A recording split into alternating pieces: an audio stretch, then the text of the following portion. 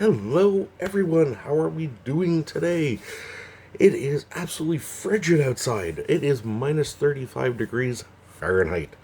In other words, it's cold. It's not weather people want to go out in, and I know I don't want to.